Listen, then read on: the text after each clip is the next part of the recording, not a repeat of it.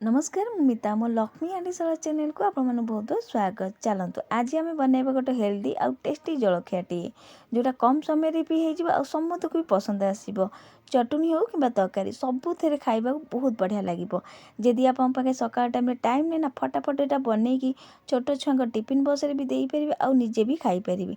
देखिपे गोटे ये भांगिकी देखा इडली केते स्पंजी आते जालीदार हो बिरी चाउल इडली तो आप बहुत थर खाइले। चलतु आज आम बनवा सुजी इडली जोटा फटाफट बनीज बहुत कम समय भी बनीज बहुत स्वादिया लगे। सुजी इडली खाइबापा सबुथ खाइबा बहुत टेस्ट लगे। तो कहीं भी जापर यहाँ सुजी कि बिरी चाउल तो आज आम बनवा इंस्टांट बनी जाऊा सुजी इडली।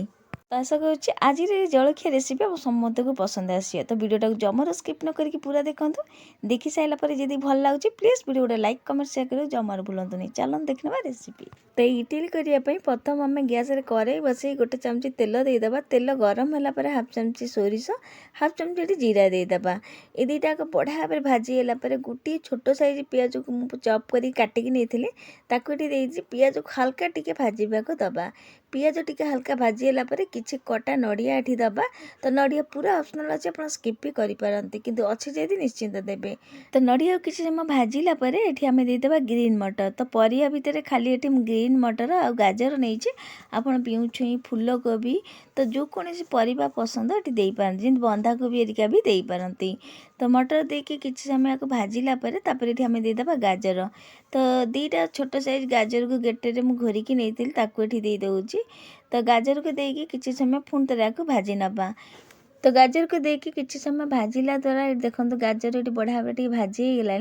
एवं आम देदेबा सुजी। तो ये आप पतला सरुदाना जो दाना सुजी अच्छी नहीं पारे। तो 1.5 गिना सुजी ये मुझे सुजी की देकी पुणी थे आपको भाजवा जमी सुजी गोटे कंचा स्मेलटा पलैब ता सहित सुजी भी बढ़िया टिके भाजी होमर। तो आपड़ जब चाहिए जलखिया कि पिठाटा को तो आप कंचा सुजी भी करें। कंचा सुजी भी बहुत टेस्ट बढ़िया लगे खाइबापा। तो मुझे सुजी टिके हल्का भाजी नौ बेसी नुह हल्का किसी समय आपको भाजी नवा। तो ये देखो सुजी किसी समय भाजिला टिके भाजी हो गला। एबे आपको आम काढ़ी नवा गोटे जगह को आ पूरा ठंडा हवा को दबा। जदि आप अधिका करने को चाहती ताले आप कंचा सुजी पुणी थे दे पारती। यही सुजी रे ठंडा है आपड़ी आउरी भी सुजी दे पारे जदि अधिका पिठा करने को चाहती जलखिया। सुजी ये बढ़िया भाव ठंडा है आम दही देदेबा। तो यहाँ घर तैयारी दही नहीं खटा दही बेसी ने गोटे दिन दही नवा चेष्टा करूँ जहाद्वारा आप जलखियाटा जमार खटा हेनी बहुत बढ़िया लगे खाइबा को जदि पूरा फ्रेश दही नौ। तो ये मुझे घर तैयारी गोटे दिन दही दे जो गिनारे मुझे सुजी मापिकी नहीं से सेम गिनार गोटे गिना दही देलापर भल भाव बैटरटा को मिसई नवा दही देकी तापर ये आम पानी दबा। तो जो गिनारे दही नहीं से गिनाटा को धोईकी अल्प पानी ये दे दूँगी सांगे ये मुझे बुट डाली बिरी डाली आ मुग डाली यही डाली की मुझे भाजिकी तेल नहीं जाइए कहीं यहाँ मुझे जो सुजी आम गाजर पियाज हरिका भाजिले आप टाइम भी भाजिकी नहीं पारती। तो मुझे अलग भाजिकी रखी देदी धनिया पत्र दे दूँगी कटा धनिया पत्र आउ सांगे टिके पुदीना पत्र देवे जदि अच्छी निश्चिंत बढ़िया लगे। पुदीना पत्र जदि अच्छी धनिया पुदीना देलापर ये स्वाद अनुसार लुण ये देदी एवं भल भाव बैटरटा को मिसैबा। बिरी बुट डाली दबा द्वारा बहुत बढ़िया लगे जिते आप खाइबे जलखियाटा को पाटी टिके लगे बहुत टेस्ट लगे। तो ये सब जिनस को देकी भल भाव आपको मिसैबा आपको बेसी पानिया करें टिके काठुआ रखिकी गोलेबे। तो ये आप देखिपे आपको बढ़िया भाव मिसई देजी आई भाई बैटरटा को रखिए। तो ये आम देदेबा हाफ चामच टिके कम हम खाइबा सोडा जदि खाइबा सोडा ये दौना आप 10 टंकिया जो इनो आसू ये पारती अल्प टिके पानी देकी भल भाव मिसई नवा बैटरटा यही रखिए। पुणी थे कहूँ आपको बेसी पानिया करें यही काठुआ करके रखिए। तो ये आम बैटरटा रेडी हो सारी। तो ये चलतु पिठा को सीझापी आप गिनारे करें छोट छोट कटोरी से भी करें। तो मो पाखे इटिल छाँच अच्छी तो ये इटिल छाँचे सबुआड़े तेल मारि नौ जदि इटिल छाँच ना छोट छोट गिनारे भी कटोरी करें। तो ये से सबुआड़े एमती तेल मारि सारापर एवं से आम जो बनईकी रखी आम सुजी बैटर को गोटे गोटे गोटे चामच देदेबा। तो बैटर गुराक अधिका करके देवे नहीं कहीं जो आम आपको स्टीम करिया माने सिझेबा पिठा गुरा फुल से अधिका करके दबानी। तो गोटे गोटे चामच करके दबा तो बेसी फुल करेंगे नहीं।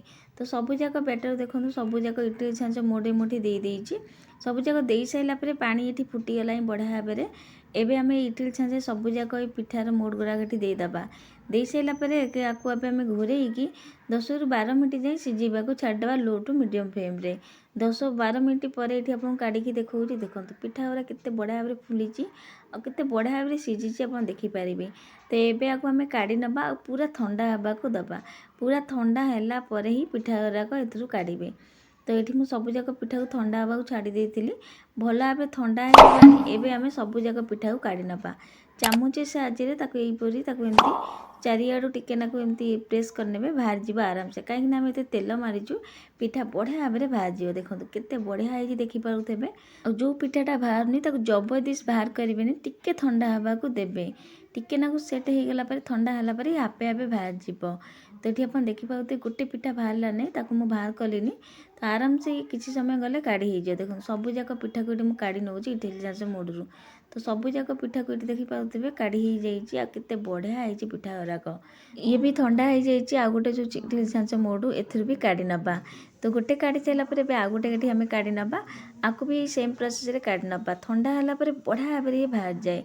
तो ये आप देखिपे सबूक पिठारू इडली छाँच मोड़ू काढ़ी आनी आईटी आम रेडी हो गला ये सुजीर इडली आप देखिपे केते सुंदर देखा जाउची। एथरे आम किसी परिबा पकईचु जमी गाजर पकईचु तापर आम ये मटर छुई पकईचु बहुत बढ़िया लगे पिठा सुजी इडली खाइबापा आ फटाफट भी हो जाए आ बहुत टेस्ट लगे। तो आपन गोटे पिठा ये भांगिकी देखौची देखो केते जालीदार भितर हो देखिपे आ खाइबा को बहुत स्वादिया लगे बहुत टेस्ट लगे। आपण आपको मन पसंद कौन चटुणी सहित खाईपारे तरकारी हो कि आपन कौन मन पसंद चटुणी सहित भी खाईपारे कि जदि आपन पाखे सकाळ टाइम रे टाइम नहीं इडली गुरा फटाफट एमती भी करके खाईपारे आ घरे जदि छोट छुआ थे टिफिन बॉक्स रे भी दे पारे। तो ये मुझे नड़िया चटुणी सहित सर्व कर चटुणी सहित खाइबा बहुत स्वादिया लगे पिठा गुराक आ इडली गुरा एत स्वादिया लगे गोटे दीटा इडली जगह आप 4-5टा इडली खाईदेवे एत टेस्टी लगे। तो बिरी चाउल इडली तो बहुत थर आप खाइले गोटे थर निश्चिंत बनईकी देखु ये सुजी इडली जी हेल्दी अच्छी से टेस्टी भी अच्छी निश्चिंत थे बनातु निजे खातु घर लोक समस्त खाइबा दिंतु केमती लगे आपण मान अनुभव निश्चिंत सेयार करेंगे। मु पुणी गोटे आ गोटे नुआ रेसिपी नहीं आसबि आज रोचे जय जगन्नाथ।